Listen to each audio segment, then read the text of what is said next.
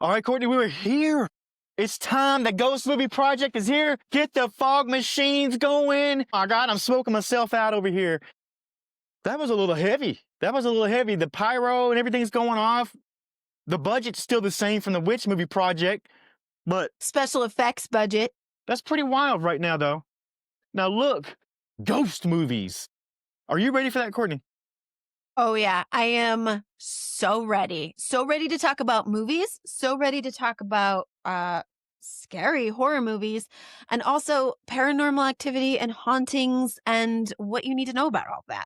And you know, me and Courtney are going to break these bad boys down. We're going to actually just dissect these like a possessed frog in a haunted biology lab, right? Like that's what we do here. And these first two movies, we usually compare the movies and we're like, hey, you know, this movie and this movie, they're not that much alike, but these two are. Mm-hmm.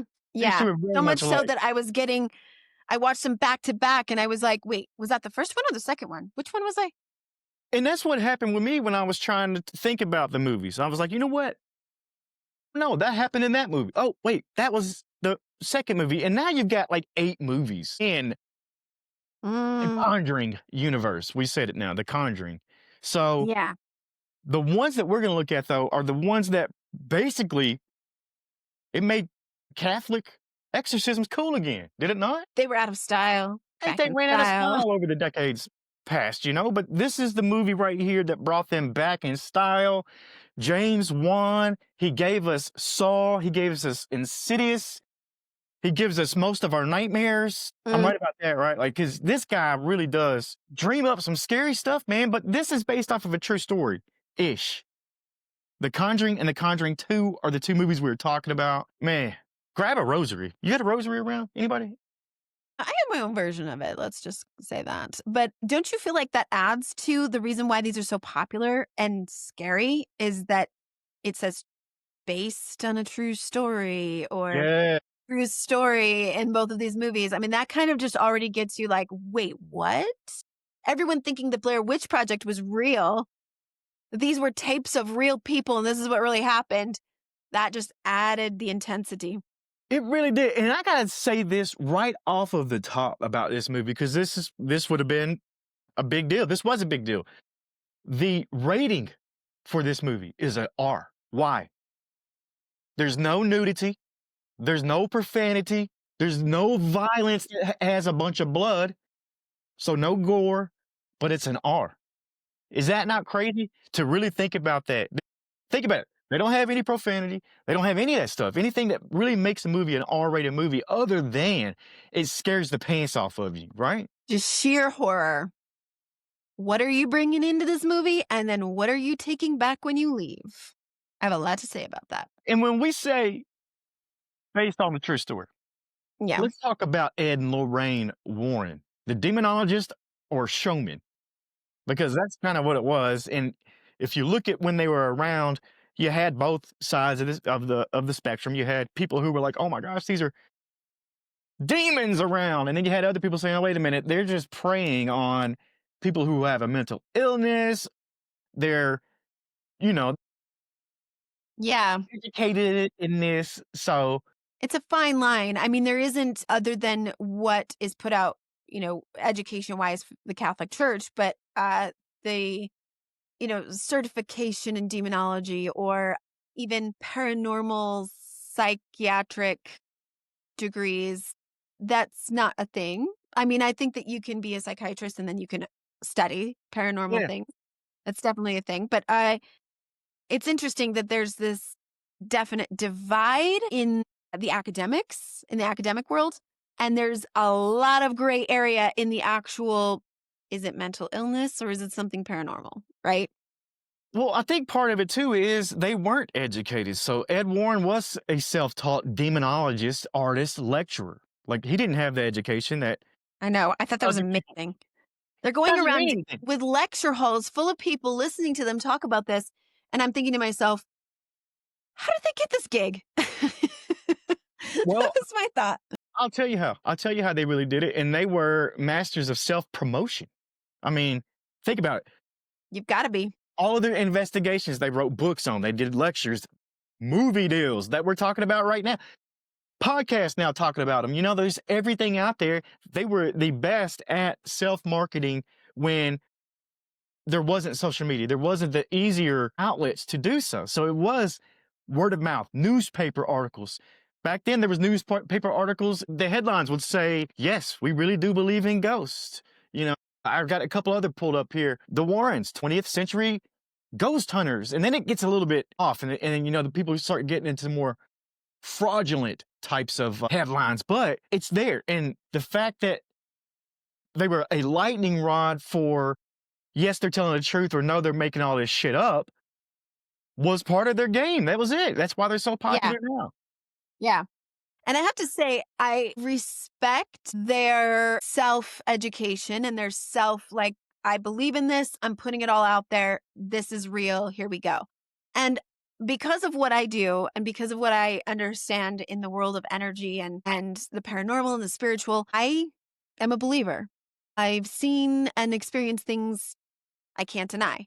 But what I have a hard time with is the title of demonology, because where that started in the 1600s, when King James I wrote the book of demonology and witchcraft, is condemning it, right? So I actually had an opportunity to go to Moon's Rare Books, which is here in Utah. The guy who owns it is a collector of rare books. And I had a private showing where we were asking him, because I was with a group of witchy-like folks like myself. And we were You like, don't say. what do you have in the realm of witchcraft? Like, what have you got in your collection? Because he was bragging about, I have something for everyone. I have something connected to just about everything. And he reaches behind him and he pulls out a book from the shelf behind him. And it is one of the original King James I book of demonology and witchcraft. It was incredible. I got pictures of it. Damage that belief did.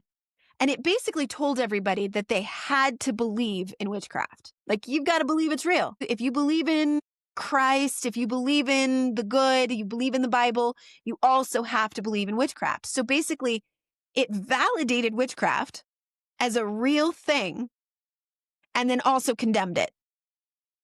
And then there were all of these people who just self-proclaimed demonologists and witch hunters who went around accusing and killing people who were, on average, just the average person, like Yeah. myself, right? Maybe it was because they didn't like them for some reason, right? Or maybe they did have above average ability in something and that didn't look Right. natural. They were more outspoken, possibly. They were more strong-willed. I'm talking about women. And they were accused of witchcraft. Well, the truth is, witchcraft before all of that was seen and viewed as what wisdom came from their ancestors of medicine and healing practices, which is why I'm proud to call myself a witch, because if that's what it is, that's what I am. And that's what I engage with. So right off the bat, Conjuring 1, I'm like, both I respect these people, the Warrens, and what they do. And I also am like, are they part of the problem? Because right out the gate, they're like, you're being attacked. They tell this family, you have been attacked. You're susceptible to this witch. Yeah. Was she a witch? Maybe in Could have been. reality, the person who was Bathsheba Sherman was someone who lived in the 1812 to 1885, a real person. And truth be told, they've come out to understand that she probably wasn't a witch. She probably was just a woman. Just living life, doing Yeah. things. Got caught up, got Yeah. accused, got burnt. Is that what happened to her? In the actual story, Yeah. I Yeah. don't know, but she I'm did have an assuming. infant that died. I'm assuming she did because Use of witchcraft in 1973 after she passed. That was something that came back later. The truth is, I think she died of old age. The real Bathsheba Sherman. But there was an infant that was in her care, not her own child, but someone in her care that passed. And so it made her look guilty. see, I see. So the movies show a different side of the Warrens than what people actually say the Warrens were. They kind of glorify, they kind of, make them more of a compassionate type. They are there, Yeah. but that's not really how things were. But let's talk about the movies and the real life Warrens did investigate Amityville and all these other places. They did 10,000 ghost hunt, where they show up on location. They do this type of thing. But the Conjuring movie is where we get our first, I guess, big picture look at the Warrens. There is another Yeah. couple Conjuring movies, the Lost Conjuring movie and all that stuff. But this is the first time, and this is what really put them on the map. If not for good, it put them on the map again because they'd already been there before. Well known. Yeah. I mean, the opening scene itself, you got Annabelle right out of the gate. Not even Mm-hmm. a main plot, not even in this movie. She's not even Yeah. in it. But it sets the tone. And that was another real case that the Warrens investigated was the Annabelle doll. And of course, later on, she gets her own franchise, and those movies are terrifying too. But that scene, you're already like, oh man, this is not your average horror movie. Like this is I already feel something here. Is there Yeah. something here with me? And they get to introduce that there are different types of hauntings and entities, right? Because they're explaining the Annabelle doll and they're like, this is not a possession of a doll because this is a entity that has never had a life. Mm. So you already get this idea that there's actually a lot of different types of hauntings that can occur. Like we call them the dark shadows. And I know people listening right now are going to be familiar with this, even if you don't know much about paranormal activity. The dark shadow people, they're the kind of thing where you kind of see them out of the corner of your eye. And Mm. at first you're like, oh, did I just see something? And then you look and there's nothing there. So you just go, oh, it was nothing. But they tend to hang around. They tend to come into spaces and they kind of come in and out. There's the entities that have never actually lived a human life. So a lot of times the Catholic Church will call them demons because they were fallen angels. They didn't live in a body and have a lifetime. But I actually bought a series of these that were blessed by a shaman. Yeah.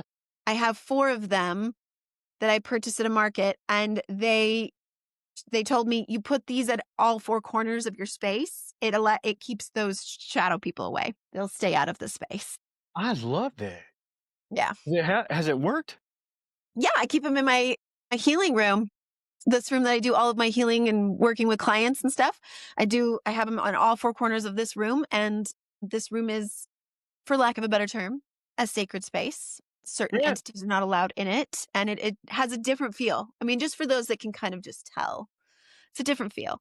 Let me But I just ask love you. that the beginning of the movie, they introduce that idea so that people can understand, wait, so there's not just ghosts, right? Yeah. There's other types.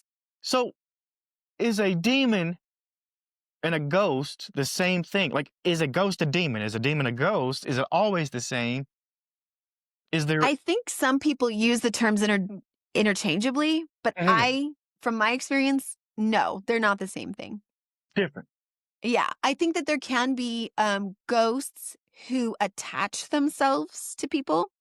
And definitely during Reiki sessions, there's particular Reiki attunements and Reiki, I don't know the right word for it, but experiences that we put our clients through if they have entities attached to them. And those sometimes are people who have lived a life that are existing in the earthly realm. Maybe they haven't moved on, maybe they can't, whatever. And when we go in and out of spaces, we have sometimes the opportunity to attach them to us. And oftentimes it's because of stuff we're struggling with. Our own Mm. mental state of mind or our emotional state of mind has attracted them. For example, if somebody was struggling with addiction, they might have an entity attached to them that also in their life struggled with addiction. So they are attaching because they're like, hey, you and me, we're the same. Let me just hang out with you. I think I can help. I think I can help you. And as a Reiki healer, we are trained to allow them the opportunity to move on, saying to them, thank you so much. I realize you're trying to be helpful, but you're not. This isn't helpful. You can move on. And then even allowing them the opportunity to have a white light that they can walk through Mm. if they choose to. Now you talk about stuff attaching itself to people, but we see Ed and Lorraine's what is this room? This layer. I don't know what it is, but it's got all of these possessed. You see Annabelle. It's got all the possessed artifacts. Annabelle, you got the nun painting in the background. There's all kinds of stuff in there that they can make multiple movies off of if they really want to capture I the know. audience. But Go to that room. now, why would a demon, ghost, spirit, whatever you want to call it, why would it attach itself to something like the nun and then be able to come out, or to an Annabelle doll? What's the difference in, and why would it do that instead of a person? Lorraine kind of explained it a little bit when she talked about the demon. In this case with Annabelle, it's not that it's possessing the doll, but it's using the doll to get to people that it wants to Mm, possess. So then they mm. kind of go through and they have a little lecture series about what are the stages of possession. I kind of love that because then you kind of get an idea of what's going to happen. So those like types of hauntings are not necessarily a ghost haunting, but a demon in search of someone to attach to, right? And they don't want to attach to a doll. They want to attach to a person. Now, I got to point this out too. That lecture scene you're mentioning, when they're talking about it, if you look real close, you'll see the real Lorraine Warren in that lecture hall. She's in that scene. That's pretty cool. I love that. Ed's Ed's been gone for a while, but I believe, or he's still with Mhm. us. I don't know. He may be here now because that's Maybe we never really go. maybe we don't. Maybe we Maybe we don't. never really go anywhere. Let's talk about Right? the exorcism scene because this is the Perrin family, and Carolyn is the one that's tied to the chair, vomiting blood, screaming Latin, Mm. shot in one take. And that's the genius back to James Wan Mhm. using that one take, the long takes to build the dread and suspense. I mean, the shot in the house of the parent house, that's etched in horror history forever. That one shot through the house. It's incredible. Yeah. If he hadn't have done this exorcism scene like he did, I don't think it's got the same effect. I don't Yeah, think it the does. camera work, you can like when it goes upside down following Lorraine through the hallway. I mean, genius. It's just all Incredible. part of the It is, and it, like I said, it just builds that atmosphere, that tone, that setting. It's the entire time from that opening scene to the very end. You've even got, oh my god, the hide and clap game. game before this. I don't want to ever hear of it again. I'm not going to play it. You're It's not not going going to to play happen. it. Not going to teach that one to No, your kids. no way, man. Because I that scene, you're on the edge already. You're like, oh man, what's going to go down here? Once again, and I'm going to keep saying this about this movie. That's one of the another. That's an iconic jump scare.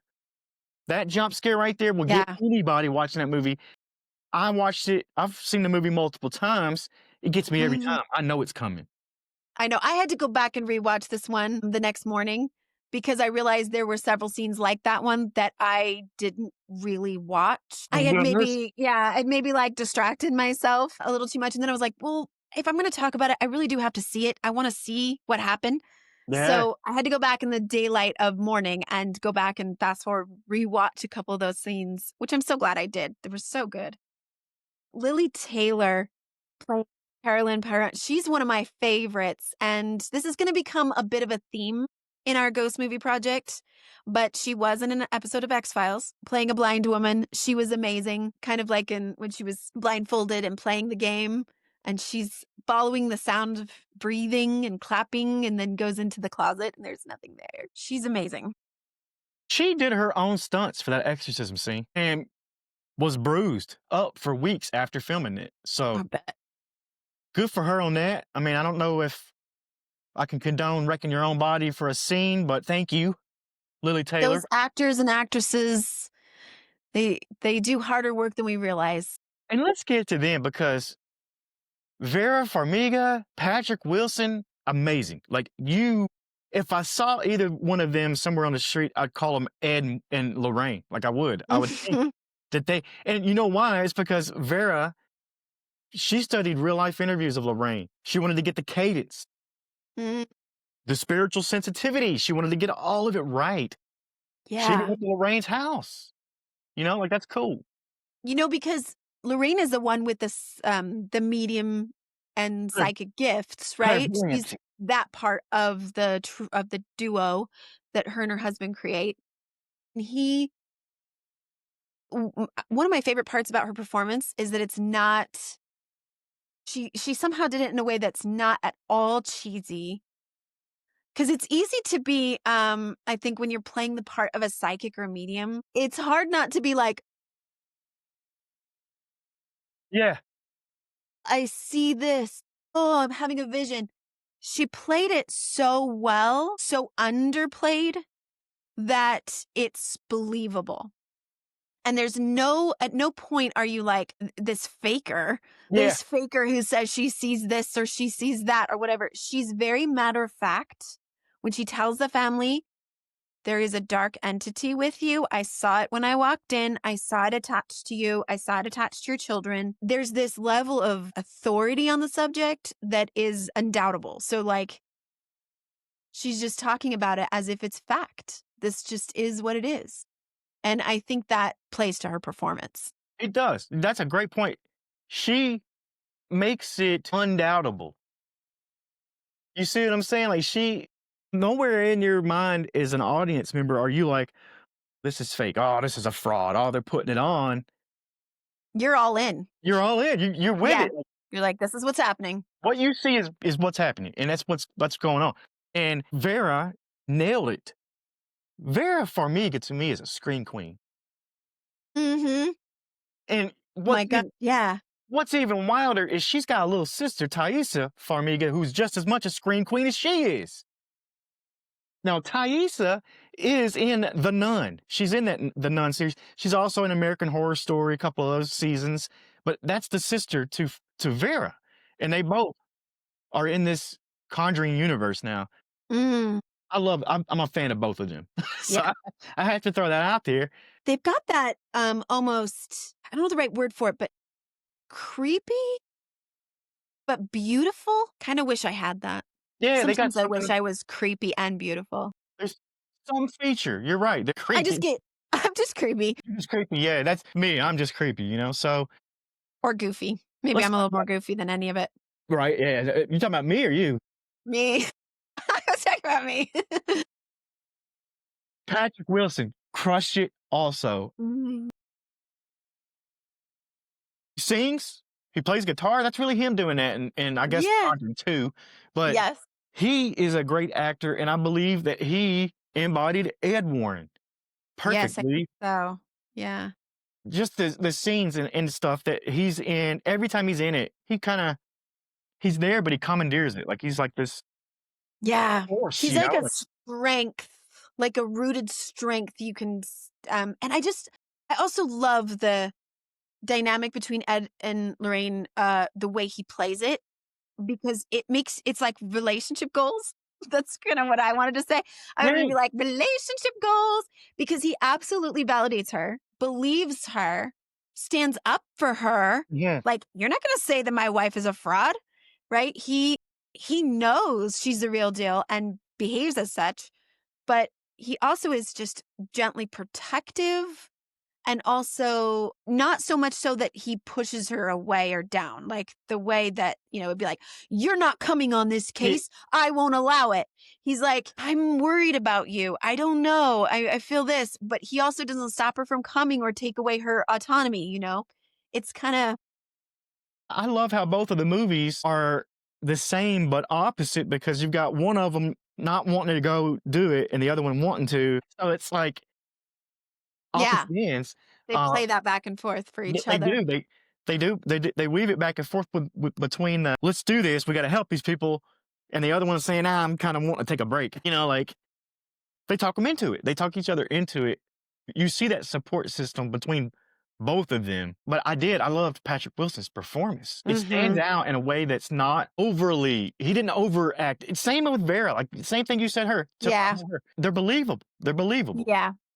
Subtle, because it is easy, especially in horror movies. I think it's too easy to overacting and to be, I mean, it kind of goes into a cheesy vibe, right? It's easy to do that in horror because I think it's hard to be authentically like scared. Otherwise, you're just constantly like, instead of like, this is how it would really be. I think that horror movies, scary movies are the easiest ones to overact in.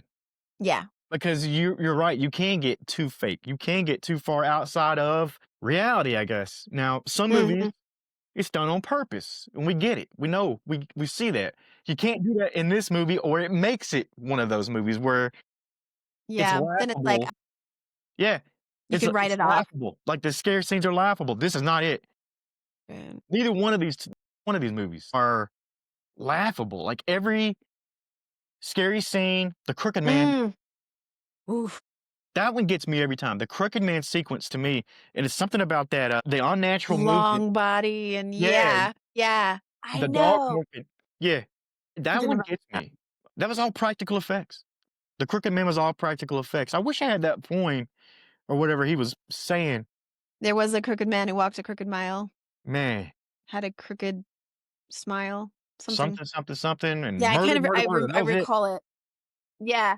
Which that's what was funny about it when I saw it is when you first see the toy with the crooked man, I first thing was like, what a creepy image. Why is that a kid's toy? Right. But the use of kids' toys, you notice that Ed and Lorraine room that later we find out that Lorraine had a museum. I think she put those artifacts in a museum. First of all, why keep that in your house? Ew. And second, it's a lot of kids' toys in these cursed objects. Annabelle, the toy from the first Conjuring, which was this creepy little clown that pops up in the Yeah, mirror. Yeah, a lot of kids' toys being utilized, which we find later. I don't know if you noticed, if you caught that. This is going to come up later in our ghost movie project, but there was a toy monkey. there's a monkey in there. There's a monkey in there. I did catch that. And it is a direct reference, by the way. So that's what I'm saying. That museum that they had in their house of all the artifacts, Hollywood can make movies forever off of Yeah. It's every like, single we'll piece just pull in it. another one off that shelf and it's another gold mine right there. That's it, man. Just Yeah. get your put your budget in there, $10 million, make 40, call it a day, make another movie. That's what they should do. And I would watch every single one of them. I love these Yeah. movies. With I've this, seen yeah, this, all the Annabelle. I've seen all the Nun movies. I've seen all of these Conjuring movies, all 8 of them. Except for the last rites, it just came out. just I came haven't out. We're gonna go see it in theaters. Well, I want to point out with the toy in the first Conjuring, it has the mirror, right? And she says this is how you can see Rory. Notice how many times in ghost movies that mirrors play a part in it, and that happens in the second one when she has the vision and she pulls the sheet off of the mirror. The thing is in the mirror, in the reflection behind her, but when she turns around, it's not there. That happens so often, like almost like a mirror, Alice in the Looking Glass. It's like a portal to be able to see things that your normal eye wouldn't be able to see. Kind of gives us that impression, which just makes every time I go into a bathroom and every time I'm getting out of the shower and it's all steamy, makes it even more creepy. And then you're like, what's going to be in the mirror when I look in the mirror? Yeah. It's going to be Or behind the me. or the classic, medicine cabinet Yes. open and close and And then you somebody's in the close it mirror. and there it is. Yes. Now, are you talking about is this scene that you're mentioning, is this Lorraine's vision where she sees the nun, or is that later? The first time, yeah. The Yeah. first one where they're in the house. It was the Amityville house, right? And she's doing her vision. She's doing her walk through where she's the killer. She's seeing what they saw, and then she ends up in the basement, but there's something there with her. She has So a vision. this is something too I want to point out because this is when we the first glimpse we get to see that they went to the Amityville horror house, and this is Conjuring 2 we're talking about now because the actual story of this one is the Einfield poltergeist, I believe, Mm-hmm. that's going on over here in England. London. Yeah. So these are real life things that everybody's heard about. So that makes it even more, to me, realistic because it is, you know? Yeah. Yeah. We've all heard of things that really happened there. And, they point out, oh, well, wasn't the Amityville house, didn't it turn out to be a hoax? And that really, things didn't happen there. I've read about this and that's what they say. But there's something to just point out that energy doesn't have to have an event that happened there. The people who created that hoax stirred up energy Mm. with the hoax. I mean, it doesn't totally negate that there is potentially haunting at that house, or that there's something. Uh, You know, anybody out there that says that's a fraud or whatever, go spend the night in there. yeah.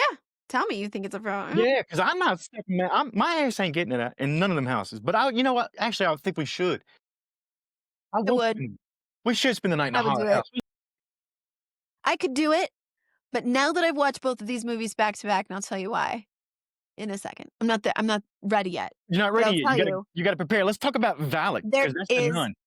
Yeah, there's ways to protect yourself, but this nun, This is a real demon. This is a real demon in the yeah, right. just taking the shape of a nun. And I have to say, from the first movie, Rory, the maid, and the mother, not Bathsheba, but the mother that was in the story, these were entities or spirits in the house that were not malicious. So you find out in the second one, there's this old man who died in the chair. Mm. And we think he's the one who's possessing her, and we think that he's the one that's, you know, haunting. And you find out that it's, again, these aren't like malicious spirits. In some sense, they're trapped because of what happened to them and their energy behind their deaths, and because of the entity holding them there. They're almost like a warning system, if you think about it. The old man, he wasn't pleasant, but he was more like, they won't let me go. They won't let me go. Like pointing at who really is the perpetrator of the evil. Then that's Janet. That's young Janet there. Bill Wilkins possession. That's the Bill Wilkins, I believe, possession. And that's when she's got this crazy, deep, gravelly voice. And she says, I'm a 72-year-old man. And then later we get to see Patrick Wilson. We get to see Ed and Lorraine sitting there with a priest. And they're playing the tape. And you hear this audio back. And he says, I think he's confused, which is what you're saying. But then we find out the Catholic priest looks at Ed dead in the eyes and says this came from an 11-year-old girl. Mm-hmm. And that's when they realize, oh, shit, we better, this might need to be checked out. But you're saying like he wasn't necessarily being evil. It was just he was confused. Yeah. All he knows is he was sitting in that chair, and now his family doesn't visit anymore. He doesn't know quite where he is and what's going on, but there's definitely something keeping him there, and that is potentially using him as a channel to get Lorraine, right? Yes. Because Lorraine says, I've seen this demon before, and it's taunting me in the image of something that's sacred to her, which is her faith as the nun. Yep. And you see Vera's faith. I call her Vera, but you see Mm-hmm. Lorraine's faith throughout the whole series being tested. The whole reveal, and we don't find out the name of the entity until Mm-hmm. she solves the puzzle, So that's when we find out Yeah. Valak is the name, which Valak is a real entity listed in the Lesser Key of Solomon. I know this. I've researched a little bit. In demonology, that is. Mm-hmm. Valak is actually like a horned beast of some kind, I think. And that's what they Yeah. put in. I would love to see The Conjuring 2 with the The horned beast original. because there were screenings with it, and then they reshot and they did it with the nun instead because they didn't like it. So did people not like it because it was too scary? What was going on? The Yeah. nun is scary as shit Not to the me right though. fit. Yeah. Well, again, it's like taking something, it's almost blasphemous, and taking something that's sacred to certain people and twisting it, warping it so that it's not safe anymore, Yes. right? Not a safe or loving or holy image anymore. What do you know about Valak? Valak. I know nothing about specific demons, almost nothing. But I do find this interesting. The whole name it to claim it kind of mythology when it comes to Catholicism. I know I've heard that before, where it's like if you can find out the demon's name, we see that in other The Exorcist and things like that. Name it, and then you can tame it. You can get rid of it. You can condemn it. condemn it back to hell. Yeah. But I think it's interesting because I wonder, when the Roman Catholic Church was kind of taking over areas of Europe that were pagan originally, there was a lot of Celtic and Nordic and folklore about fairies and the fae folk and the other world, right? And it's fairly well known that you don't tell a fairy your name because if you tell a fairy your name, they can take you. Like it's almost permission to take you into their world. And that was to their people, to their culture, just as terrifying as being pulled into hell. The fae folk were not seen as something cute and pretty like Tinkerbell and the Pixies. They were like, you don't mess with those people. They will not give you back. Like sometimes they took your babies and they didn't give them back, that kind of thing. And they were the ones who could and had the power to curse your crops and kill your livestock. And you don't mess with them. You respect them, but you don't mess with them. So giving them your name was seen as like, you don't do that. Yeah. So it's interesting that maybe that translated as the Catholic Church became more powerful. They kind of took that same idea or folklore as like taking someone's name or knowing their name. I think there's some crossover there. It's interesting. Now, if you didn't catch it, if you're not eagle-eyed like myself, the name Valak is in Conjuring 2. It's in the background. It's seen 5 or 6 times. It's on the bookshelf behind. It's in there. The name is there. It's placed in there in specific places. That is due for a rewatch. I can see finding that. That would be You gotta fun. watch it again and see if you can see it because it's there the entire time. We know the name of the demon. You just don't know you know it, but it's there. The whole movie. I don't know if that's Yeah. also. I mean, yes, it is an Easter egg, but I think it's also acknowledgement of its presence in the movie itself. Like I think the demon is always there. Valak is always there. Yeah, which goes to their levels of the process of possession, right? Like it doesn't just like hit you like that. There's these things. So it's like it starts out with what looks like a haunting. It Mhm. starts out that way, but then this happens and then this happens. And a person's mental and emotional and spiritual state has a lot of play in that. So you see both of the Conjuring 1 and the Conjuring 2, those that get possessed or that are susceptible to the hauntings and the possession, they're in turmoil in some sense. I mean, the young girl in the Conjuring 2, she was the one most affected by her dad leaving, right? She was Yeah. the one that felt the most longing and was taking it the hardest and was playing around with a Ouija board.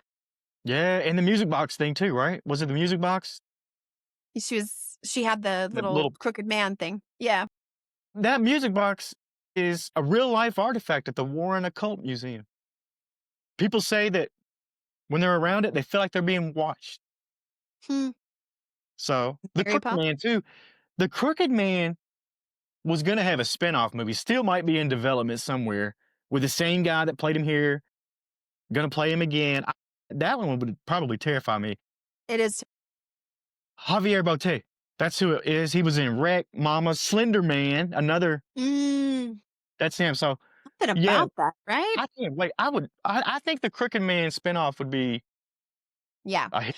I will say one criticism I have horror movie wise about that is I only wish that you didn't see so much of him. Mm, I feel like horror movies are more terrifying when you get the idea of something or the shadow of it or the not direct sight of it. yeah, I think it's more terrifying, honestly. So they could imply the crooked man, they could imply the body shape of him and not show him, and I think it would be more terrifying. really. That's my personal criticism. You're thinking they could have went with the Jaws route. You barely ever you Yeah, rarely see it. You rarely see Jaws. The shark. right. Or Alfred Hitchcock, Psycho. You don't see it exactly. You see a shadow of it. You kind of get the gist of what's going on, but it's almost more terrifying to audiences that they don't actually see it. So I feel like them showing it a little too much was too much. I guess is what I'm Yeah, trying to say. I can see that. Yeah. Now tell me, I'm pretty much done with these 2 movies, and I know that something got conjured up around you. So are you ready to talk about this? Okay. All right. Let's get to it. I've been teasing it, but I just have to say, the very first time I ever saw The Exorcist, this happened to me. And I wasn't ready. I didn't Mm. know anything about this and I didn't understand what was going on. And so it was just sheer terror. So I feel like sometimes, and I think that it can just be, there is the whole, I watched a horror movie, so I'm having nightmares and I'm scared, right? That's typical. There's some other level, I think, to possession and to entities that leaves you open and susceptible. And I felt like that's what happened when I saw The Exorcist for the first time as a teenager, is I was like, I'm having the kind of nightmares that don't make sense in the way that I just watched a horror movie. It Mm. feels like an attack, and it was terrifying. I mean, just like frozen, don't know what to do terror. This time, having learned everything that I've learned, having some experience in this area, and not that I have done a whole lot of work in going into haunted houses and cleansing them and things like that. I'm not as experienced in that. But I will say that I felt an attack. So the night that I watched the second Conjuring 2, and I had watched the Conjuring 1 and the Conjuring 2 back to back, night after night, thought I was just like entertaining myself with some good old fashioned horror movies, Yeah. and went to bed that night. And the images that I saw in my mind when I was trying to go to sleep, I wasn't asleep. So it wasn't a nightmare. Yeah. It was images attacking me that were nothing from the movie. These weren't things that I saw in the movie, like the nun, right? Which actually, my desire to draw and paint creepy, creepy images like that, thought that was interesting that it came up in The Conjuring 2 as he was painting the image, right? And he was like, it wouldn't leave me alone. I needed to paint it. I felt that before I watched this movie. I'm like, I've been drawing and doodling creepy things. I'll share that on my social media so that listeners can listen. The Practically Magic podcast Instagram, I will show the doodles that I've been making. But there were images of creatures, entities, faces that were nothing I've ever seen before. Nothing that would have come from anything else. Unless it's just my Mm. own imagination, and that's terrifying in and of itself, that my mind can come up with that creepy shit. Mm. So this was attacking. It was coming for me. And while I was trying to go to sleep and I was trying to deal with that, my husband next to me was having nightmares. And I could tell because he was kind of, breathing Oh, different. And that next morning, before I said anything to him about what I was experiencing, I said, "Were you having nightmares last night?" And he was like, "Oh, yeah. All night I was having these like bad dreams." And what was interesting is I could feel that this was an entity. This was like a specific something that was trying to get at me. So doing my own rituals of cleansing and banishing and protecting myself, I know now how to do that. One of the signals I have for myself is I turn on a Himalayan salt lamp next to the bed and I use that as a signal. Like, I am not open for business. I am not open to talking to you. So you can go now. And I turn that light on. Another thing was, I would imagine almost like in Harry Potter when the Bogart comes out as something you're terrified of, but you can use the spell to make it into something ridiculous. I kind of do that where I'm like, okay, now you're wearing a Santa hat. And then I'm like, listen, I'm not here for you right now. I'm not open for conversation. I'm sleeping. I'm trying to go to sleep. You are not welcome here. You can go. yeah. And it was not, I will say it did not go easily or right away, but I kept holding that boundary and holding a strong sense of protection. Things like tourmaline, selenite and clear quartz crystals are really good for that. So I'm just educating people. If you ever have this happen to you, get those things and have them nearby. But yeah, I was fighting off attacks till like 1 a.m. Just You're like, not. no, no. Do you know that you're not the only one? Because this has been reported worldwide from this movie. People leaving, thinking they took something with them. I mean, they even had a priest come on both sets and bless the sets because the crew had reported strange occurrences like lights flickering, unexplained noises. So if a movie if a demon can attach itself to stuff, can it attach itself to this movie that we're all watching? See, I don't know if I believe that that's how it works. I think the way that I think it works is that because watching it puts you in a state of mind or an emotional state to be open to it, that, Mm, that the potential or the door is open, shall we say, because you've opened it. And I think Ouija boards, it can be a similar experience. I don't think Ouija boards in and of themselves are evil. I don't think using them is evil, but it opens a door. And mm, if you're not ready and you don't know what to do with that, once you've done that, you don't know what you're inviting in, right? So I know us people as humans to be more powerful than we know we are, and that we can shut that door. We can keep that door closed if we know how and we so choose. So I did a lot of self Reiki. I was doing some cleansing work on myself for that night, and the next day I was like, there's clearly something that left myself susceptible to that, and I want to make sure that I don't allow that. So I was like, let's do some work on that. So I would just say anybody who's seen these movies, they're fun. They are for fun, and being scared is fun. I love horror movies. But if you were going to go to a haunted house, if you're going to watch a movie like this and you're a little bit worried about what that might bring with you, go find yourself a spiritual healer or leader, a priest, if that is your subscribed faith. But a Reiki healer can do that for you as well. So I'm just yeah. gonna plug for that. Great advice. I didn't feel good either watching this movie. I felt uneasy and I felt all kinds of things. And I just realized that it was because Taco Bell just brought back the chili cheese burrito and I needed some Pepto. So there was no demons. Yeah. Beads of sweat. Oh, yeah. But it made me feel a little bit better after that. So, I'm glad that you threw that advice in there. I got nothing else left to say about the movies or the Warrens. What about you? Just be careful out there, friends. Be careful, man. So what have we learned? If your house smells like sulfur, your kids are talking to invisible friends, crucifixes keep flipping upside down, maybe don't wait till the third act to call the Warrens in, right? Because that's what they did in the movie. Conjuring 2, they're not just horror movies. These things right here, to me, was like a love letter to old school horror movie fans. Demonology, the power of faith. We saw all this kind of stuff in there.